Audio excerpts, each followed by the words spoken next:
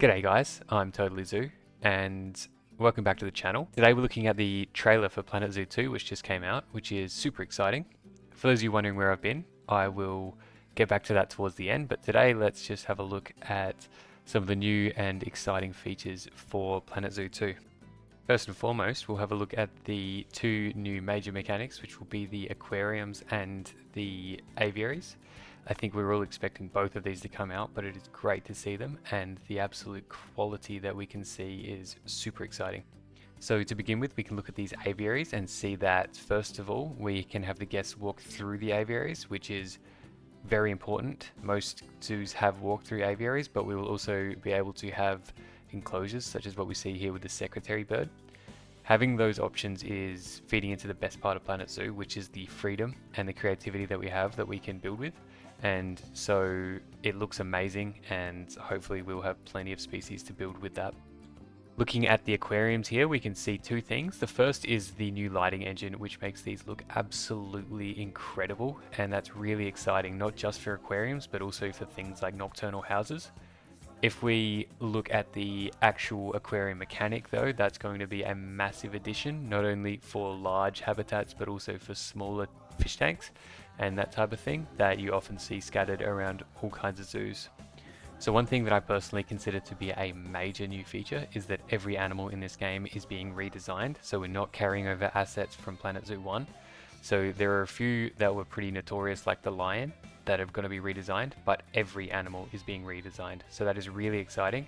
As more animals are revealed in the future, we should hopefully be seeing some of the super incredible looking species and designs that work with the new lighting engine to give us such a more immersive experience playing this game. So let's have a look at them. The first one, and honestly one of the most exciting ones to me, is the Sumatran tiger. Just looking at that fur design and how detailed it all looks, I'm so excited, not just for this one, but for a lot of the other mammals that have detailed fur and how that's going to look in this game. If we have a look at these aquarium animals, we have 5 species here revealed. So the hawksbill sea turtle is really nice looking, and once again that lighting engine just makes it look incredible. We also have our ocean sunfish, the mola mola, which is one of my favorite species personally, so I'm really excited for that one. And we also have this new mechanic, which is the shoaling fish. So some of the smaller fish, rather than having to get individual fish and putting hundreds in your enclosure, you can just put one shoal of them in there and they will behave like a shoal, which is really nice. Part of the new development focusing on behaviors, which we'll see a few more of later on. I'm going to keep harping on how incredible these animals look with the new engine and with the new designs. So we've got the 3 African species here, the elephant, the blue wildebeest and the zebra, and it's hard to tell, but it just looks like they fit well into the environment. We've got some grazing behavior, which could actually be they're actually eating rather than needing to be fed. This is all looking so promising. It's only a brief glimpse here, but we can see the chimpanzee here. Again, the fur looks incredible, but the brachiation is also that mechanic, and we can see those hands are really close to that bar. Obviously, something that looks a little silly at times in Planet Zoo 1 is that brachiating or even climbing animals don't tend to look too particularly close to the thing that they're climbing on. They can be floating in space, so that mechanic just looks so well polished here. Here's another look at that new lighting engine and seeing from inside the water, and some of the details that you can see in the background. The way that that light works is just so great. The crocodile here, the saltwater crocodile, was in dire need of a redesign, and they've hit it out of the park. It looks incredible. So the promising signs there for all those other species that might have felt a little bit underdone in the first game are probably all going to look just as good as this. Now we come up to the first showcase of the aviaries in the trailer, and we get the Toko toucans, which are such an icon and obviously deserve to be in the base game release, and they look great. The color and the highlights of those is great, and what we can see is some of the details in the background. You can see they're flying up quite high. The behaviors of these animals is probably going to be the most important part to me, and once again it looks like they have not held anything back. These guys are doing everything. They're jumping on the ground, they're flying up quite high in the sky, they're perching, they're doing everything that you could ask. Let's have a look now at the last animal, and they revealed a massive one last year, which is the secretary bird. That's been an animal on the top of many people's wish list now for quite some time. Once again, beating a dead horse here, but it just looks incredible.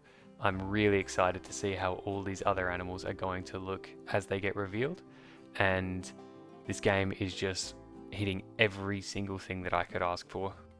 So that's all we see in terms of gameplay and animations and whatnot, but these 6 species here are available by ordering the deluxe edition of the game. So the golden eagle is just another bird, first of all, which is exciting, but eagles are also just such cool animals, so I'm really keen to see how that one looks in the game. The golden lion tamarin is genuinely the single animal that I've wanted the most since this game was released in Planet Zoo 1. So I'm so excited for that, and any doubt whatsoever that I was going to be getting the deluxe edition of the game, I will definitely be getting that. So the axolotl is very interesting to see. We don't know exactly what the system will be like for the exhibits for this game. I've talked a little bit about the ideas I've had for exhibits. I think they need to be a lot more versatile than they were in Planet Zoo 1, but we'll find out how that looks. The axolotl might not even be in an exhibit. It might just use the regular aquarium settings, although given its size, it probably won't. We'll probably find out about that in due time, and we'll see how that all pans out. The hammerhead shark is, I mean, any shark, just like any eagle, any shark's going to look great, but the hammerhead is a really exciting option. Great white sharks don't actually survive very well in aquariums, so we probably won't be getting the great white, but having a big shark and an iconic shark like the hammerhead is huge. And the blue and gold fusilier and the longfin batfish, these will be those shoaling fish again, so you'll be able to have them in larger groups, and they add a lot of life and energy to your exhibit. So I'm really keen to just be able to fill out aquariums with animals like those as well. So here's the list of all the animals that we know are going to be in the game. Some of these are in the trailer, some of them are visible in the background, and some are mentioned in the news post by the Planet Zoo 2 website. So some of these are super exciting. Obviously the black-tipped reef shark is another shark, which is great to see. We also have another eagle, the golden eagle, and for me personally, the most exciting one is the tree kangaroo, which we can see in one of the keeper's tablets during the trailer. And that's quite unexpected, but another animal that was high on my wish list. So super great. And once again, I'll just reiterate how exciting it is to see the future news posts to see which species we will be getting on top of these. Okay, so here is the Planet Zoo 2 website, and I've got a news post here covering a lot of the details in the trailer, as well as a few extra details that weren't explicitly revealed in that trailer. So what I wanted to highlight first off is this big thing here, featuring some of the community's biggest requests. I think that has been a clear direction that they've gone in with this trailer. And I know we've only seen a minute and a half, and you don't want to draw too many conclusions off of that, but this seems to be a very clear point that they've made, and they are going out of their way to address some of the biggest things that we've been asking for a while, not just in terms of species or in terms of rendering, but plenty of other gameplay mechanics that are super promising for the reveals coming forward. So one thing we can look at here is just the super high fidelity screenshot here of these tigers. All the shading, all of the background, all this stuff. My favorite part about this game is once you've finished a habitat, you can just see the animals existing in it and interacting with everything that you've put there. So I'm really excited to see them in this new lighting and all the new detail. It's going to look even better. What we can see if we scroll down a little further is a bit more detail on these wildlife reserves. To me, these reserves are going to be great just purely in the sense of seeing it like it's a nature documentary. You can just sit there and see these animals just existing like they do in the wild. I think that would be really cool to see, especially when you're feeling a little creatively drained. You don't feel like you want to build anything, you just want to watch. So this will be a great opportunity in that sense. What we can see here is something that I think everyone's going to love to see. Easy to use pathing systems. Can you believe Planet Zoo 2 with easy to use pathing? Basically, it's just going to be all that frustration that you would spend an hour or 2 hours just trying to get a simple path down, it's just going to go down. It's just going to be as easy as that, and you're not going to have to pull any hair out. That's going to be so good. The terrain brushes is also massive. So not only will this make it a lot easier rather than individually placing all of the plants on the ground, you can just brush it down. That's also going to help your computer in terms of rendering. It's not going to have to work so hard to render all the individual pieces that you've placed. If you can use a brush just to get background foliage down, it's going to save a whole lot in terms of rendering. Now, there are a few other details through here, but I think the main thing that I wanted to comment on is this part here. So there is going to be a Wholesome Direct on June 6th and PC Gaming Show on June 7th, and it looks like we'll have some more details revealed during both of these. So back-to-back reveals to presumably see a few new species, but also I wouldn't be surprised if we see a few new mechanics there as well. So obviously time will tell, but that's just around the corner, so we will be hopefully seeing a few more species then, and there'll be more to talk about. So guys, let me know what you think about all of this. It's so exciting. A lot of this stuff was expected, but I genuinely didn't expect it all to be released all at once. Some of the new lighting, all of this stuff is just going to be amazing. So if you're not sure how excited I am, just count up how many times I've said the word exciting and promising and great and all these things. I am really, really keen for this game, and it's coming out in October 2026, so it's just around the corner really. What are you excited for the most? Is there any species that you really want to see? Is there anything here that you've been waiting for forever? Let me know what you want, and we will be back soon.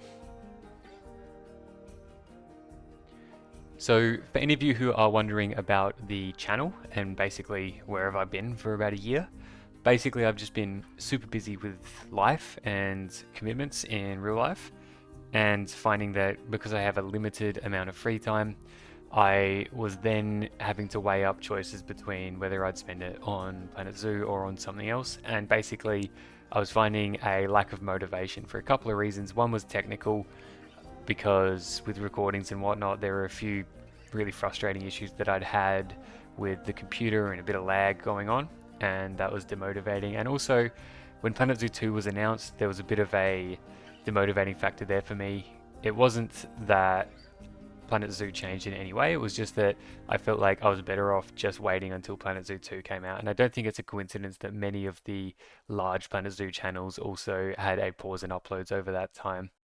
So I do apologize for taking such a break. I do view this as a really fun hobby and something that I do enjoy doing, but I think committing to weekly uploads and everything when this is just a hobby in amongst all my other work and real life commitments is probably a little bit of an overreach. So in future I'll probably be a little less consistent with the uploads, but trying to stay at the same or even a higher standard.